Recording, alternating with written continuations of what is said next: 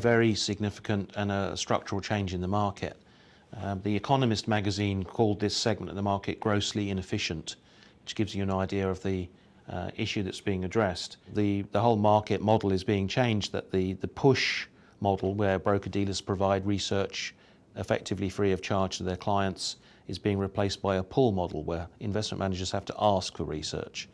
And there's no such thing as free research anymore. So the whole structure of the research provision from broker-dealers to buy-side firms is fundamentally changing.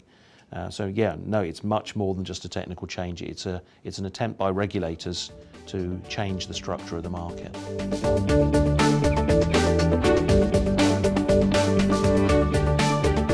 MiFID II and MiFIR, like MiFID I, is extraterritorial. That means that its rules apply to anybody who's a MiFID firm, and there are a lot of those, obviously mostly located in Europe, but not exclusively. They can, MiFID firms, if they're a branch, for example, can be located anywhere in the world. But the rules apply to all activity by MiFID firms. So if you have new rules regarding the payment of commission, that will apply to all the transactions that firm does, not just transactions in European securities.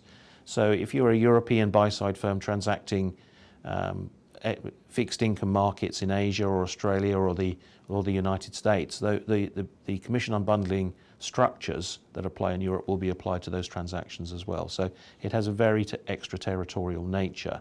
Therefore, any broker, custodian, outsourcer, service provider of any sort that has buy-side clients in the European markets is likely to be affected by the commission unbundling rules.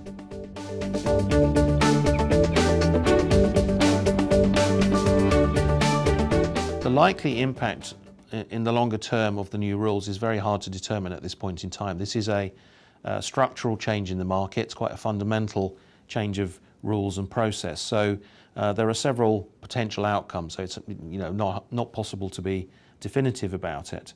There are certain factors that need to be weighed in. For example, the US has a very different approach to this segment than the European Union. There are a number of large bellwether investment management companies who affect behavior in the market who haven't yet made a policy decision about the way that they will pay for research in the future. What they haven't done is made a decision that they will use the partially bundled approach, what's known as RPA, research payment accounts, in this context, or they will go the full unbundling route, where they pay for research overtly out of their own P&L. When these bigger buy-side firms come up with a policy decision, then that will set the trend. Both fully unbundled and RPA structures will exist as of the 3rd of January next year.